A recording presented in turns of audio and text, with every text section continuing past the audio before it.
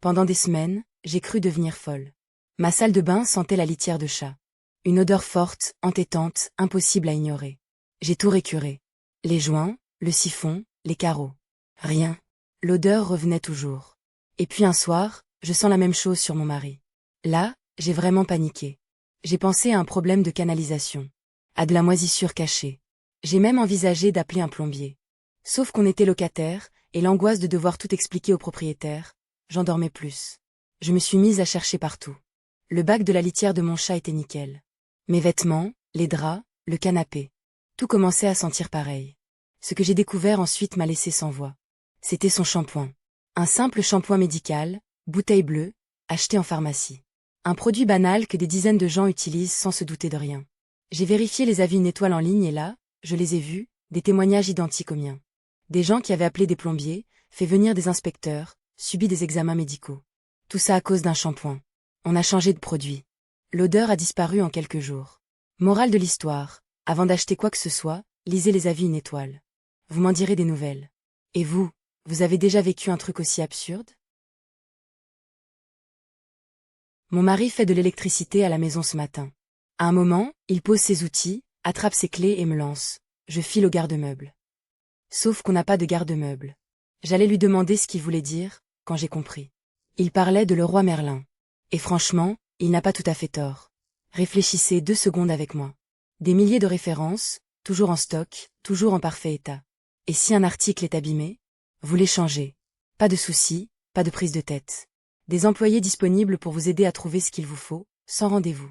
Un système de livraison à domicile si vous ne voulez même pas vous déplacer. Et surtout, vous ne payez que quand vous prenez quelque chose.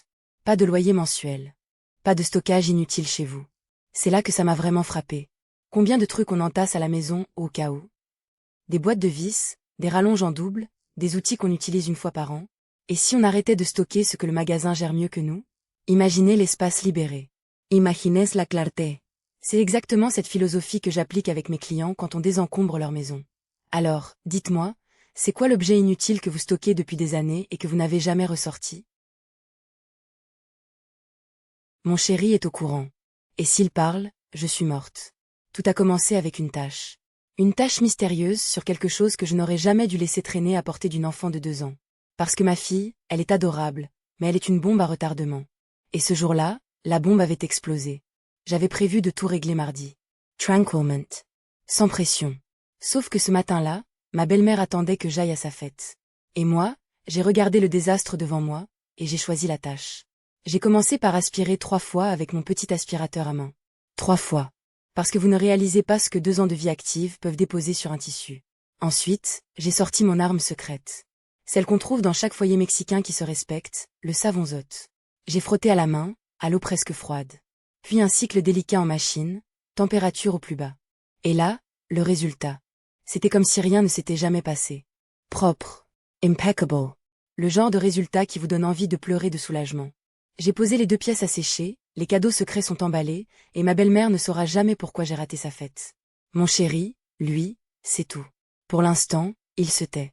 Et vous, vous avez déjà caché une catastrophe domestique à toute votre famille? Dites-moi en commentaire. J'organise des ventes de succession depuis des années. J'ai tout vu. Mais cette fois-là, je n'étais pas prête. La mission semblait simple. Un homme passionné de livres et de vidéos, décédé, une collection impressionnante. Des dizaines et des dizaines de bacs de rangement identiques, bien empilés, bien rangés. J'ai tout photographié, tout mis en ligne pour une vente aux enchères. Lot après lot, ça partait vite. La vente s'est terminée sans accroc. Et puis mon téléphone a sonné. Voix grave, ton officiel. Un inspecteur des services postaux américains. Il me demande de lui rendre ses affaires immédiatement ou les suites seraient judiciaires. Ses affaires. Parce que ces fameux bacs de rangement bien pratiques. C'était du matériel appartenant à la poste américaine. Propriété fédérale. Que le défunt avait récupéré on ne sait comment, par dizaines. J'ai raccroché, les mains qui tremblaient. J'ai dû rappeler chaque acheteur, un par un, pour leur expliquer la situation. Que les bacs n'étaient pas à vendre. Qu'il fallait les rendre. Qu'ils devaient se déplacer avec leur propre carton pour récupérer leur contenu. Autant vous dire que personne n'était content. Et moi, j'étais au milieu de tout ça. J'ai tout restitué, même quelques bacs que l'inspecteur n'avait pas repérés sur les photos. J'ai exigé un reçu signé, parce qu'on ne sait jamais. Ce que je retiens, quand tu ranges la vie de quelqu'un, tu peux hériter de ses secrets. Et parfois, De ses erreurs. Vous auriez rendu les bacs que personne n'avait vus? Il est 11 heures du matin. J'ai faim. Je me dis, une tartine, rapide, facile. J'aurais dû me méfier. Je cherche le grille-pain. Introuvable. Ma mère me dit qu'il est sur le plan de travail, près du micro-ondes. Il suffit de déplacer 2 ou 3 trucs. 2 ou 3 trucs.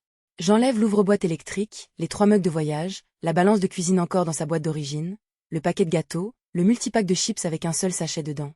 Et là, au fond, le grille-pain. Victoire. Je prends le pain ouvert. Première tranche, moisi. Je jette tout le paquet. J'ouvre le pain neuf, je glisse une tranche dans le grille-pain. J'appuie sur le bouton. Rien. Pas branché. Je suis à 4 pattes à pêcher le câble sous la pile d'objets. Je le trouve. Sauf qu'il y a 5 prises dans la multiprise. 5. Je dois en débrancher une. Je choisis l'ouvre-boîte électrique, je l'ai déjà déplacé 2 fois, autant qu'il serve à quelque chose. Le pain grille enfin. Je vais chercher le beurre dans le frigo. Le beurrier est collé à l'étagère par une substance que je préfère ne pas identifier. Il ne bouge pas. Pas grave. Beurre de cacahuète.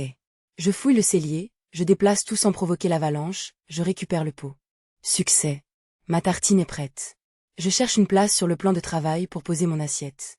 Il n'y en a pas. Je l'équilibre sur une boîte de café. Je pose le pot de beurre de cacahuète entre 2 casseroles sales. Crash. Un verre par terre. Il est 12h03. Je m'assieds enfin. I regarde ma tartine fredda.